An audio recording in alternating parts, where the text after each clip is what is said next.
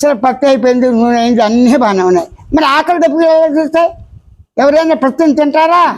ప్రతిదిన నూనె ఆహారంగా స్వీకరిస్తారా? లేదు. ఏం కావాలి? ఆహారము, ఆకులు అలాలు నాటి రోజు అనాది నుంచి ఈ రోజు వరకు రేపటి వరకు కూడా మనకి ప్రకృతి సంపదలో ఆహారం అనేక రూపాల్లో ఉంది. ఆకులు అలాలు పళ్ళు పాలు ఇవి దుంపలు ధాన్యం వరి అన్నీ ఇవన్నీ సమృద్ధిగా ఉన్నాయి. అటువంటి భూమాత తల్లి జగజ్జనిలాగా పోల్చి ఈ భూదేవే, ఈ జగత్తే, ఈ ప్రపంచమే, ఈ సృష్టి స్థితి లయంలో భూమిలో పుట్టి భూమిలో పెరిగి భూమిలో లయిస్తే సర్వము మానవుడితో సహా. మానవుడు ఎక్కడున్నాడు ఇప్పుడు? భూమి. పాదాలు దేని మీద ఉన్నాయి? భూమి ఉన్నాయి. భూమి ఎక్కడుంది? ఆకాశం ఉంది.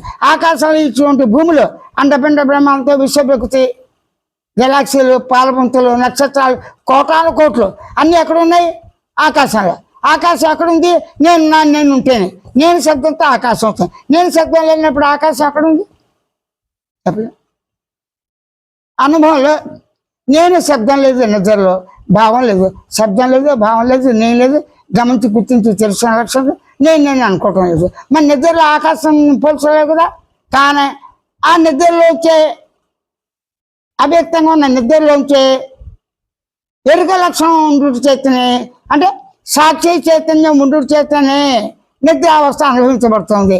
నిద్రపోయింది ఎవరు? తాను. కలగనిది ఎవరు? తాను. మెలుకుంది ఎవరు? తాను.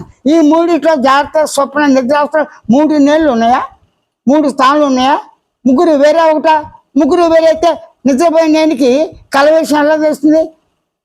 కళను అనుభవించే నేనికి నిద్ర విషయం ఎలా తెలుస్తుంది? మెలుకున్న నేనికి నిద్ర కళ మెలుకులు ఈ మెలుకు ఈ 3 అవస్థలు నాకే తెలుస్తాయి. 3 అవస్థలు అంటే దేశం కాలం వస్తువు, నిన్న ఇవాళ రేపు, వర్తమానం భూతకాలం వర్తమానం భవిష్యత్తు 3 కాలాలు ఉన్నాయని చెప్పడానికి జ్ఞానం ఉండాలి కదా. అంటే జ్ఞానం ఉన్నది. జ్ఞానం అంటే ఏంటి? సాక్షి చైతన్య జ్ఞానమే, ఎరుకుతో ఉన్న జ్ఞానమే, స్వతో ఉన్న జ్ఞానమే, భావంతో శబ్దంతో ఉన్న జ్ఞానమే, స్వయం జ్ఞానంతోనే, స్వయం స్మృతి జ్ఞానంతోనే, స్వయం గమనిక జ్ఞానంతోనే, స్వయం భావ జ్ఞానంతోనే, స్వయం శబ్ద కదలిక జ్ఞానంతోనే నేను ఉన్నానే. నేను సత్ అంటే ఉండుట, అంటే ఉనికిగా స్వస్థ్ అంటే స్వయం అస్తిత్వంతో ఉనికితో, స్వయం అనుభవంతో ఎరుగుతో చిత్ పదార్థంగా సత్పదార్థం